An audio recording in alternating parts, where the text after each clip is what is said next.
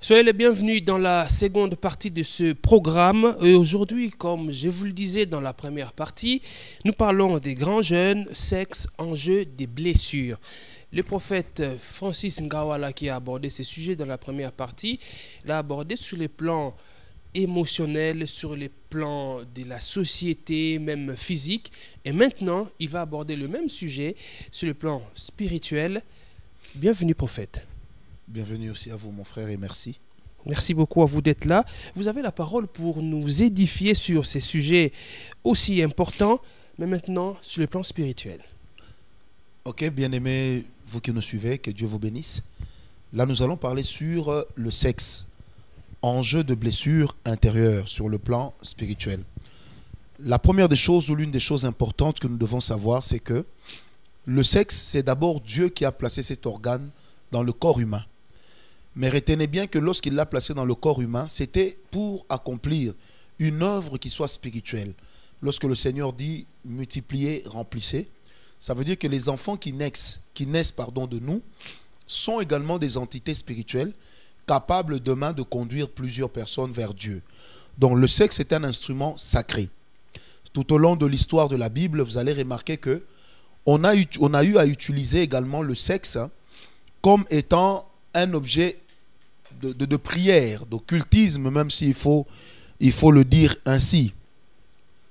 Quand vous prenez Genèse 38, verset 22, la Bible dit, « Il retourna vers Juda et dit, « Je n'ai pas trouvé, et même les habits de l'endroit ont dit, même les habitants de l'endroit ont dit, il n'y a jamais eu ici de prostituées sacrées. » Donc dans la Bible déjà, on nous parle des prostituées sacrées qui existaient à l'époque, vers lesquelles certains peuples allaient pour se prostituer avec elles, afin de rendre un culte à des dieux païens, à des dieux qui sont de mauvaise vie. Dans Jérémie 3, verset 6, Jérémie 3, verset 6, la Bible dit, à l'époque du roi Josias, l'Éternel m'a dit, as-tu vu ce qu'a fait l'infidèle Israël?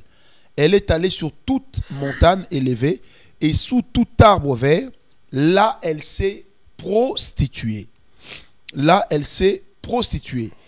Et quand vous prenez 1 Corinthiens 6, versets 16 à 18, on nous dit également que celui qui s'unit à la prostituée et avec elle un seul et même corps. Au verset 17, on nous dit que par contre, celui qui s'unit au Seigneur et avec lui un seul et même esprit, c'est à se poser la question, comment Dieu peut-il établir un parallélisme entre celui qui s'unit à lui et celui qui s'unit à une prostituée? Donc c'est pour dire que le sexe en soi ou la sexualité est une entité également spirituelle capable d'influencer les vies. Et notre expérience de serviteur de Dieu, travaillant avec et pour les couples, nous a montré plusieurs fois qu'il existe des couples où la malédiction est entrée par l'un, s'est propagée sur les deux, sur les enfants, au travers des relations sexuelles. Parce que lorsque vous unissez avec la prostituée, vous êtes devenu un seul corps, ça veut dire que vous partagez ces passifs également. Et au rang des passifs, nous mettons des possessions démoniaques.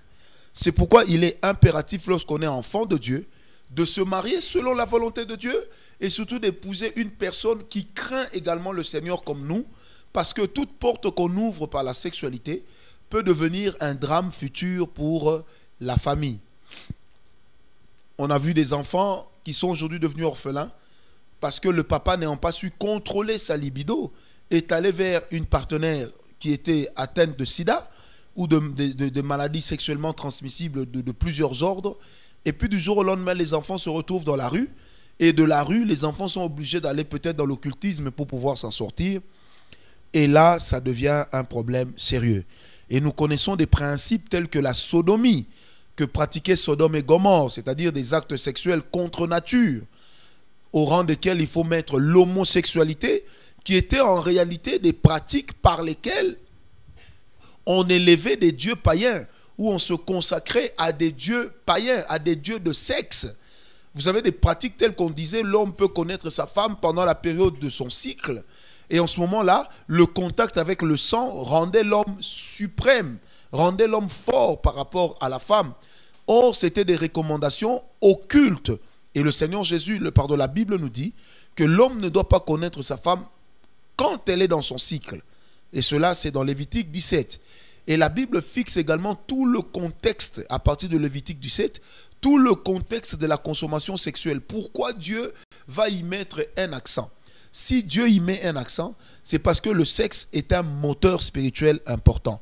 J'irai même plus loin pour dire à mes amis serviteurs de Dieu, une personne qui sert Dieu, qui a l'onction et qui est sexuellement équilibrée, aura aussi un ministère équilibré.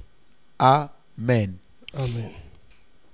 Et puis on parle également des abus sexuels qui sont à la base de beaucoup de déraillements spirituels et qui ont aujourd'hui détruit plusieurs familles, qui ont même amené la sorcellerie dans certaines familles. Vous voyez, par exemple, l'inceste. L'inceste a amené la sorcellerie dans certaines familles. Et l'inceste demeure quelque chose de très grave, de très très grave pour plusieurs. Et le sexe fait des choses extraordinaires, capables de détruire, Donc on a vu par exemple l'inceste, quand la Bible parle de l'inceste, la Bible dit que la terre où est pratiqué l'inceste est une terre maudite. Là nous sommes dans Lévitique 18. Or vous avez des tribus où on encourage le sexe, consommé en famille, l'inceste.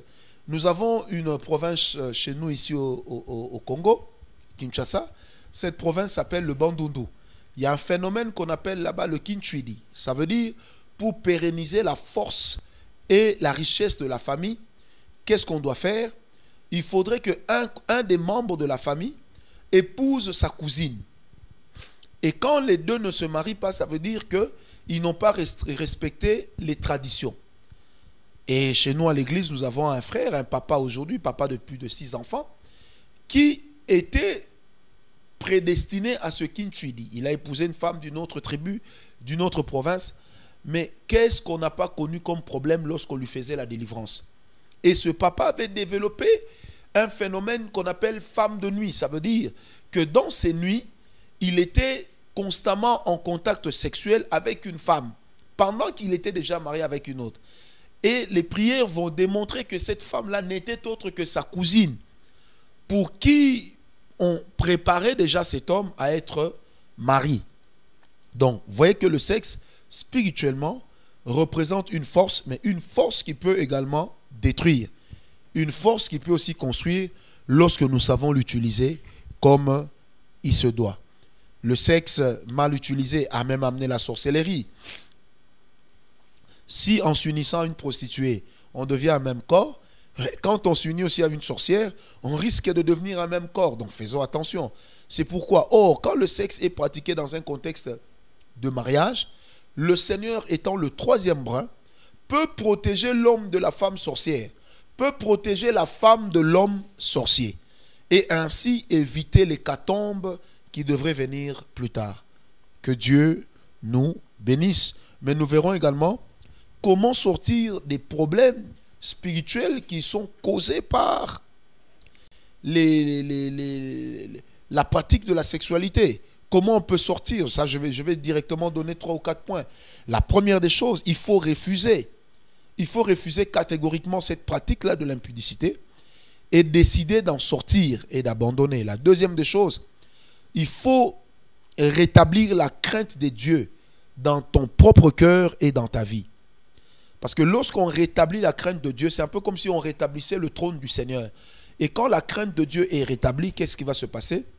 Même votre cœur et votre vie va changer de cap. Il faut également éviter certaines discussions, mais aussi certaines personnes qui vous conduisent toujours à l'impudicité, parce que ces gens-là ont une influence négative, et l'influence qu'ils ont sur vous empêche de voir votre communion avec Dieu aller de l'avant. Et vous serez d'accord avec moi qu'un vrai enfant de Dieu qui tombe dans l'impudicité, il s'ensuit une culpabilité. Et le temps d'être convaincu du pardon que le Seigneur nous a accordé, on perd déjà quelques années de sa vie chrétienne, quelques jours. Et ce sont des exploits qu'on aurait pu réaliser à côté desquels nous passons. Donc, le sexe, la sexualité peut amener des désastres dans les vies des chrétiens lorsqu'on ne sait pas en faire usage dans le cadre et lorsque Dieu n'est pas votre partenaire. Que Dieu vous bénisse. Amen. Merci beaucoup, prophète, pour cette édification. J'aimerais d'entrée de jeu, prophète, par rapport à cette série de questions.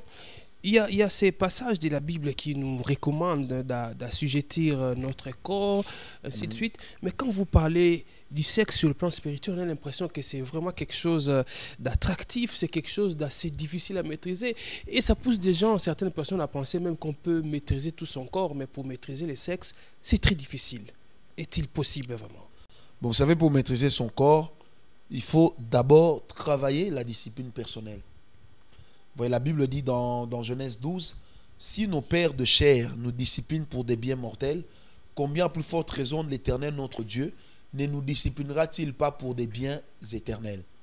Donc il est impératif de savoir, et ça j'insiste, impératif de savoir que la discipline personnelle demeure le maître mot d'une vraie personnalité équilibrée. Une personne qui veut être un bon leader, une personne qui veut être une personne mature, faire montre de maturité, doit absolument promouvoir les valeurs liées à la discipline personnelle.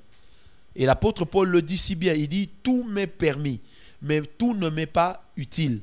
Ça veut dire que dans ma vie, je dois savoir quelles sont les choses qui me sont autorisées, mais qui ne me sont pas forcément utiles parce que ça ne m'aide pas à avancer.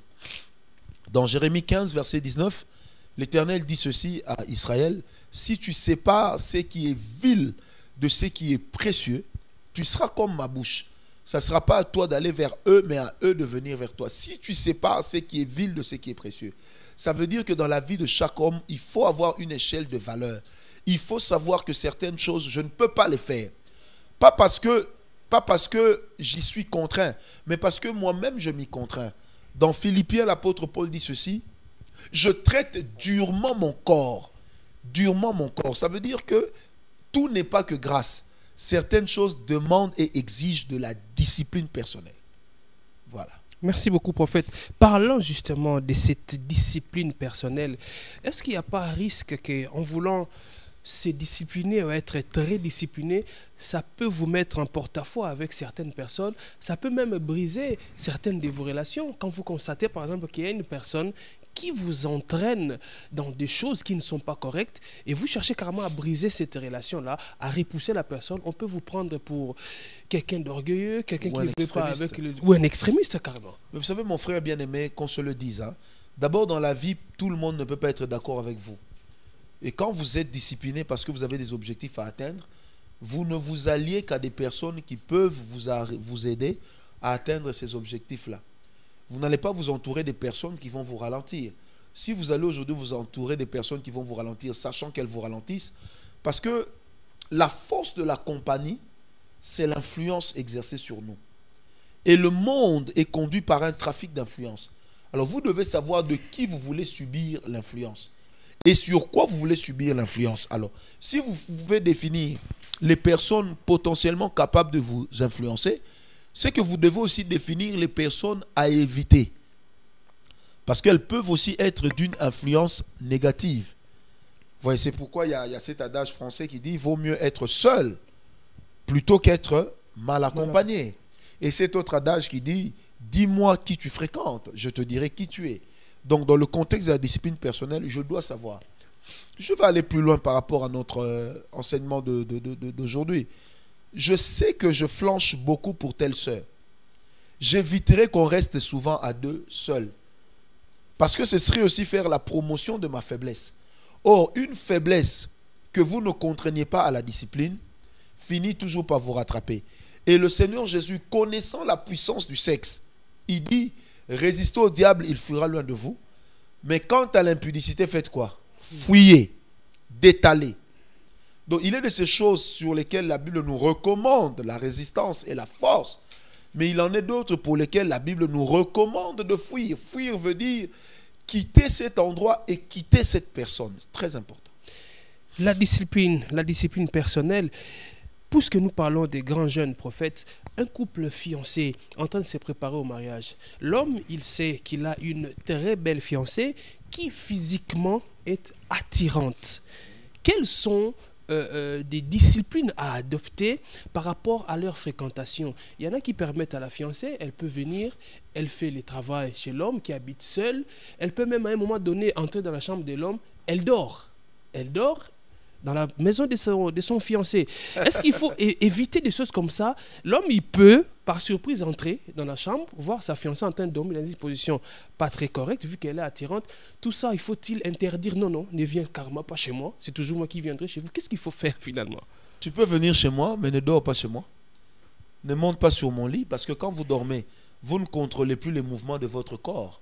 Et quand vous ne contrôlez plus les mouvements de votre corps, vous ne contrôlez plus la tenue de vos vêtements sur le corps. Et là, c'est se livrer soi-même à l'ignominie. Vous savez, je connais un bon frère de l'église qui s'appelle Michael. Aujourd'hui, il est fiancé à une sœur, Vanessa. Le frère loue une belle maison seul. Mais la sœur ne vient jamais chez lui sans être accompagnée. Parce que la sœur est attirante, elle est jolie. Qu'on se le dise, la personne qu'on aime le plus, c'est la personne envers laquelle on exprime le plus de faiblesse.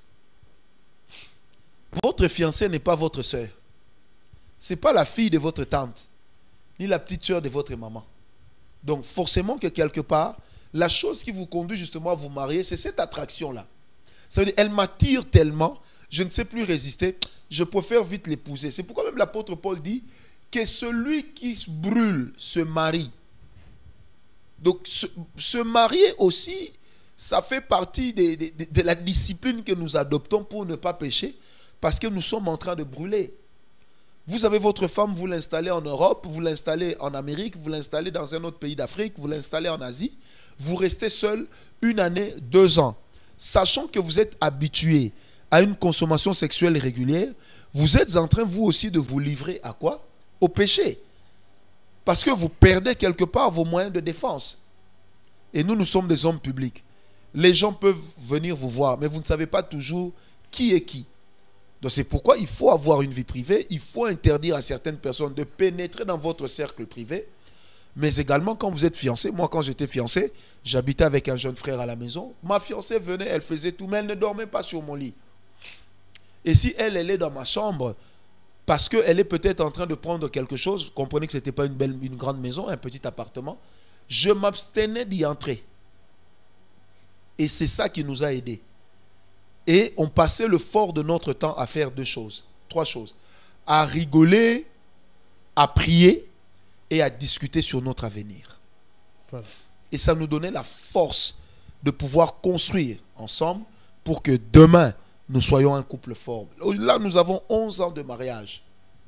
Nous ne nous sommes pas trahis. Nous ne nous sommes pas connus dans les fiançailles. Et par la grâce de Dieu, nous avons encore plusieurs années devant nous. La discipline personnelle. Prophète, est-il permis à des frères, à des sœurs, vous êtes dans une entreprise, vous travaillez quelque part, il y a une jeune fille qui vient, elle aime souvent vous raconter ses ébats sexuels, ses rencontres sexuelles. Elle sait que vous n'êtes pas ensemble, vous n'êtes pas mariés. Et vous aussi, vous l'écoutez. Vous avez également l'habitude de parler des choses liées au sexe. Est-ce que cela peut vous entraîner dans les mâles? Vous savez, c'est un peu comme si on veut tester la chaleur en mettant la main dans le feu. C'est la mauvaise manière de faire. Vous savez, là, moi, je suis serviteur de Dieu. Je suis pasteur responsable d'une église. Mais je dis toujours, même aux sœurs qui entrent à l'église, même si vous venez pour la cure d'âme, il est de ces détails dans lesquels vous ne devez pas entrer.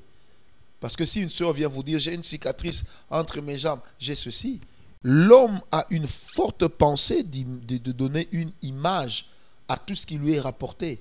Mais en ce moment-là, commence déjà le péché. Or, la Bible dit, dès lors que vous convoitez, vous commencez déjà le péché. Donc, vous êtes déjà dans le péché. Il faut éviter, mon frère. D'abord, c'est quel type d'amitié ça où la femme va venir vous raconter l'histoire de ses ébats et vous pareil? Non, d'abord, c'est absurde. Pourquoi est-ce que nous appelons ça des actes intimes? Ça veut dire que c'est des actes qu'on ne partage qu'avec la personne avec qui on le fait régulièrement, donc son épouse ou son époux lorsqu'on est soi-même une femme. Mais on ne va pas aller raconter ça à tout le monde. Moi, je dis même aux sœurs, vous qui me suivez, les mamans, vous allez raconter à votre voisine, c'est juste mon mari, quand on est ensemble, les choses qu'il me fait. Mais est-ce que vous savez ce que votre voisine vit chez elle dans son couple? Et si aujourd'hui elle commence à se projeter sur votre mari, qu'est-ce que vous allez faire? Voilà. L'intimité d'un couple doit se préserver, doit rester cachée. Doit rester cachée. Vous voyez, c'est un peu comme l'apôtre qui dit ceci dans les Écritures. Il dit, ces parties qui sont pourtant honteuses, mais auxquelles nous accordons le plus grand soin. Ça veut dire l'intimité, sorte des parties peut-être que nous déclarons être honteuses, mais auxquelles nous accordons un soin particulier. Et ça, c'est une intelligence qui vient de Dieu. Ce n'est pas une intelligence qui vient de l'homme. Voilà. Grand jeûne, sexe, enjeu des blessures. Prophète, vous l'avez cité tantôt dans votre introduction, la Bible qui nous dit que celui qui s'unit à une prostituée devient avec elle un seul corps. D'où est sortie dans les milieux chrétiens cette notion d'esprit humain qui entre dans le corps des gens avec qui vous vous liez? J'aimerais que vous essayiez de nous expliquer sur le plan spirituel comment ça se passe quand vous vous liez à une femme qui n'est pas votre femme. Sur le plan spirituel, c'est un transfert qui s'est fait alors que le contact n'est que physique. Mais comment ça arrive, ces transferts sur le plan spirituel? Le contact est physique, mais le contact là est aussi spirituel. Quand nous prenons le sexe comme un objet de culte, le sexe peut en ce moment-là devenir aussi un objet occulte. Alors, quand on va ensemble, on partage aussi le passif. Vous savez, le sexe fait partie des plus grands mystères de la vie de l'homme. Papa et maman vont ensemble. C'est une petite matière qui entre dans la femme, qui la féconde, qui donne un enfant qui a le caractère de ce papa-là. Pendant que le papa n'est pas entré en tant qu'une tuto personae dans le corps de la femme. Mais il parvient à donner à cette femme lui donne un enfant qui est exactement comme lui, qui a son caractère. Et des fois même qui a les mêmes défauts que lui spirituellement. Donc c'est pour dire que le sexe en soi est une entité spirituelle à ne pas du tout négliger. Ouais, c'est une entité à ne pas négliger. Or, quand une femme est prostituée, ça veut dire qu'elle a des contacts avec plusieurs hommes. Ça veut dire qu'elle a des contacts avec plusieurs vies. Vous savez, nous nous sommes rendus compte en exerçant en tant que pasteur d'une église responsable qu'il est de ces filles dont le premier rapport sexuel qu'elles ont connu dans la vie a foutu en l'air le reste de leur vie. Vous comprenez? Donc le reste de leur vie, c'est fini. Elles sont devenues de dévergondées. Elles ont perdu de la retenue lorsqu'il s'agit de la sexualité. Et tout commence où? À partir du premier moment. C'est pourquoi lorsque on s'unit à la prostituée, on partage son mauvais côté. Sa mauvaise vie aussi entre en vous. Et il arrive qu'après vous-même vous vous rendez compte que vous êtes devenu avide des femmes. Vous êtes devenu volage. Qu'est-ce qui vous a rendu volage? C'est le contact intime avec une personne impure. Mais qu'est-ce qu'il faut faire dans ces cas, prophète? Il y a des hommes, avant de se marier, il a connu 3, 4, 5, 10, 15 ou plus de 15 femmes. Cela veut-il dire que c'est quelqu'un qui a 15 esprits humains, 15 mauvais comportements dans non, son pas forcément. Pas forcément, parce que toutes les femmes connues ne sont pas toutes mauvaises, ne sont pas toutes des prostituées. D'où nous disons, il est important de passer par la cure d'âme. Le pasteur apprécie, avec l'aide du Saint-Esprit, on va prier pour le frère, de sorte que sa vie passée puisse réellement être passée. C'est pourquoi la Bible dit que si quelqu'un est en Christ, il est devenu une nouvelle créature. Les choses anciennes sont passées. Il faut aider les choses anciennes à passer. Et la Bible dit, celui qui ressasse le passé n'en sera pas guéri. Donc nous oublions le passé, nous demandons pardon pour le passé, nous demandons la grâce de Dieu sur notre vie et nous cherchons à ce que le Seigneur nous donne de la force pour avancer et réussir. Il y a de ces couples, pasteurs, qui viennent auprès de vous pour la bénédiction nuptiale. Vous leur posez des questions, vous voulez savoir peut-être les passés, comment les frères s'est comportés pour essayer de détecter, comme vous l'avez dit, pour voir une éventuelle délivrance. Mais il y en a qui cachent des choses. Il ne dit pas son passé. Soit elle s'est prostituée, ou le frère est sorti avec plusieurs femmes, mais ils n'ont jamais dit ça. Vous savez que ce sont des gens qui se sont comportés de manière saine. vous les bénissez, mais aujourd'hui, ils sont en train de vivre des choses. Il y a peut-être les frères qui, au-dedans de lui, est en train de se poser des questions. Tout ce que je suis en train de vivre, est-ce la conséquence de ce que j'ai fait, mais j'avais caché à mon pasteur, je ne l'avais pas dit avant la bénédiction. Qu'est-ce qu'il doit faire? Il n'est jamais trop tard pour aller se réconcilier avec son passé. Il n'est jamais trop tard pour s'approcher de Dieu, dire Seigneur, j'ai peut-être caché ça à mon pasteur, mais à toi Seigneur, je peux le cacher. Je demande pardon. Et si le pasteur est accessible, pourquoi ne pas aller voir le pasteur pour lui parler? Parce que n'oublions pas une chose, le pasteur a sa part de responsabilité, mais le couple aussi. Le pasteur ne vivra jamais à la place du couple. Jamais. Donc ça veut dire que chacun de nous doit se comporter avec un zeste de responsabilité. Comprenez? Aussi, il faut qu'on se le dise, il faut se dire la vérité. Certaines personnes cachent de bien confesser à leur pasteur, parce qu'il y a aussi de ces pasteurs qui ne cachent pas l'intimité de ce qu'ils ont appris, qui ne cachent pas la vérité sur l'intimité des autres. Et du coup, il y a des gens qui deviennent méfiants. Mais moi, je crois que notre Dieu qui est dans les cieux nous donne la possibilité de lui parler sans frontières, sans intermédiaire. Donc, il est possible de dire, Seigneur, j'avais commis tel péché, je ne l'ai pas confessé, pardonne-moi, parce que j'ai menti à ton serviteur. Mais j'aimerais aussi que toi, Seigneur, tu me pardonnes et que tu m'aides. Pourquoi? Parce que le problème avec le péché, mon bien-aimé, c'est lequel? C'est que tôt ou tard, vous allez en payer les conséquences. C'est ça le problème. Et dans ces cas précis, prophète, quand une personne réalise ce que vous avez dit, elle peut prier elle-même, Seigneur, pardonne-moi. Mais est-ce que pour approcher le pasteur, il faut qu'il soit convaincu, je vais le dire au pasteur, ou ça peut se limiter à la personne elle-même? Mais puisque la personne a aussi menti au pasteur, il faut aller retirer son mensonge et l'annuler. Oui. Si la personne avait dit au pasteur, voilà, je ne suis pas prêt pour répondre à cette question, ça aurait été autre chose. Mais si la personne a juré chez le pasteur pour dire, non, moi je n'ai jamais fait ça, je vous assure. Après ça, ça devient un mensonge. Vous voyez, or mentir à l'homme de Dieu est égal à mentir à Dieu. Voilà. Vous parliez tout à l'heure, pasteur, de la cure d'âme. Vous avez évoqué un problème assez important que les gens, surtout les sœurs, ne sont pas obligés de donner tous les détails, même les détails qui ne sont pas importants, qui peuvent donner lieu à des pensées qui ne sont pas correctes. Je connais dans un certain milieu, en fait, une pratique de la cure d'âme qui veut que, quand vous venez à la délivrance, on vous demande de citer les noms de tous les partenaires sexuels que vous avez connus dans votre vie. Vous les mettez sur une liste, de telle sorte que quand on sera en train de prier pour vous, la personne qui fait votre délivrance se met à citer les noms de ces personnes-là, parce qu'on estime c'est peut-être un démon qui est dans votre corps laissé par cette personne. On doit commencer à citer tous les noms.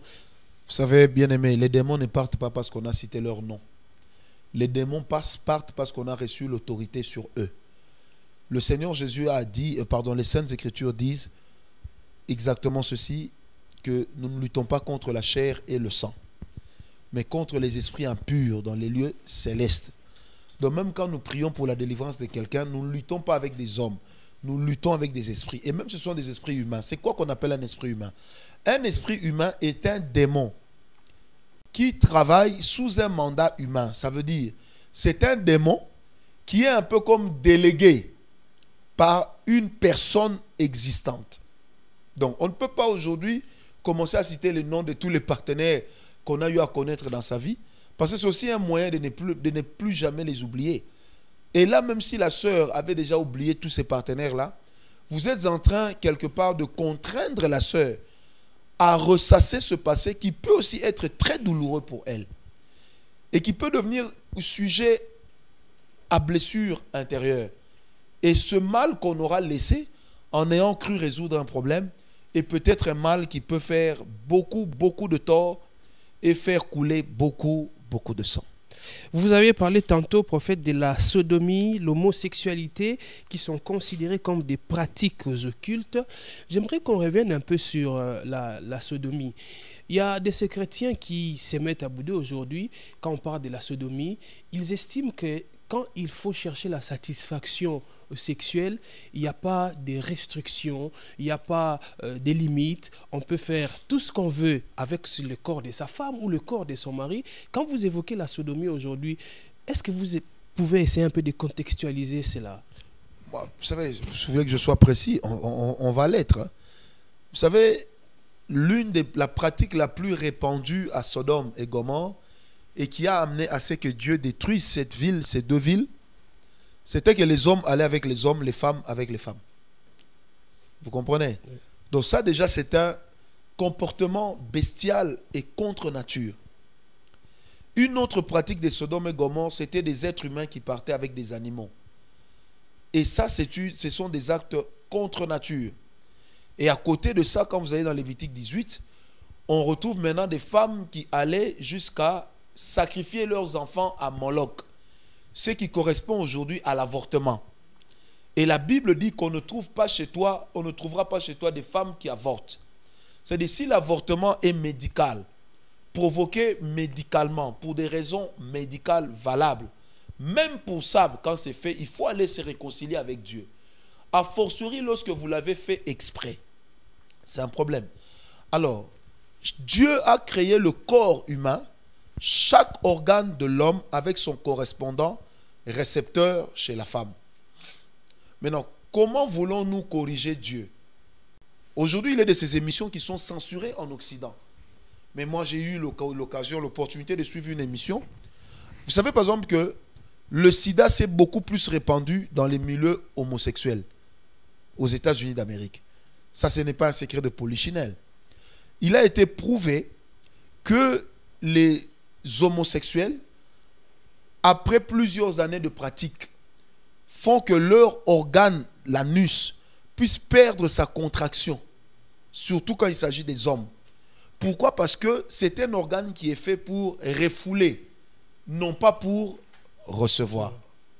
Vous comprenez? Oui. Ce qui est même dans la pratique de cette chose, quelque chose de sale. Aujourd'hui, dans les sociétés évoluées, on vous dira non, mais l'homosexualité, c'est bien, il faut laisser les gens exprimer leur liberté sexuelle. La liberté sexuelle doit l'être dans le respect de la parole de Dieu.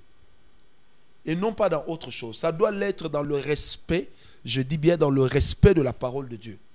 Certaines choses sont sales. Et on ne doit pas le faire. Vous savez, aujourd'hui, les hommes, il y a des hommes qui veulent être des homosexuels, des femmes qui veulent être des lesbiennes. Pendant qu'il y a même des animaux qui le sont. Pourquoi se réduire au niveau d'un animal? Parce que c'est des choses qu'on n'avait pas connues sur terre avant le péché.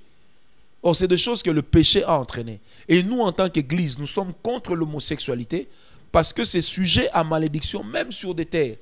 Regardez tous ces pays occidentaux qui acceptent aujourd'hui l'homosexualité. Économiquement, on a l'impression que ça va fort pour eux. On a l'impression que Dieu ne fera pas. Mais la réalité vécue, c'est laquelle? C'est des sociétés où vous trouvez des gens dépressifs. Où vous trouvez... Vous savez, si Dieu aujourd'hui encourageait l'homosexualité, pourquoi est-ce qu'il ne donnerait pas à un homme qui va avec un homme d'avoir des enfants? Parce que la procréation ne vient que lorsqu'il y a contact entre deux sexes opposés. Donc ça, c'est la chose sur laquelle et pour laquelle j'insiste pour dire qu'un chrétien ne peut pas entrer dans de telles pratiques. Vaut mieux mourir que d'entrer dans de telles pratiques parce que Dieu ne peut pas être d'accord. On ne négocie pas avec Dieu par rapport au milieu dans lequel on se trouve. La Bible dit à l'Éternel la terre et tout ce qu'elle renferme. Alors, prophète, on va peut-être terminer cette deuxième partie par cette toute dernière question. Vous parliez tout à l'heure de la sodomie. Il y a cette pratique sexuelle, même dans des couples. Vous disiez que Dieu a fait les organes correspondants chacun dans le corps. Il y en a qui estiment que le sexe de l'homme ne peut entrer que dans le sexe de la femme. Et il y en a qui vous disent, pour se satisfaire, il peut sauter le sexe de la femme pour entrer dans l'anus de la femme. Et il y en a qui disent, moi, pour avoir la satisfaction, il faut que mon sexe entre dans la bouche de la femme. Ces pratiques-là, ça peut avoir des conséquences. C'est permis, oui ou non? Déjà, les médecins nous déconseillent ça. Vous voyez, les médecins eux-mêmes nous déconseillent cette pratique. Et si vraiment vous aimez votre femme, vous n'allez pas aller avec elle par derrière pour que demain, dans les années qui viennent, elle puisse commencer à en souffrir. Et à moins que je ne m'abuse, ça peut également créer l'hémorroïde. C'est un dysfonctionnement de l'organe. Or, chaque organe, Dieu l'a placé dans le corps pour servir à ce à quoi il est là. Et s'il ne peut pas servir à ce à quoi il est là, ça devient un problème. Vous voyez. Que la femme prenne l'histoire de l'homme, là, je n'aimerais pas m'aventurer là-dessus, parce que cette pratique en soi, certains couples considèrent qu'elle est mauvaise, d'autres considèrent qu'elle n'est pas mauvaise. Moi, je me réserve de tout commentaire, mais je crois que nous devons également poser des questions à nos médecins. Vous voyez, Dieu a aussi donné à la médecine une intelligence pour restreindre certaines choses et parler des risques. Et ça, c'est très important.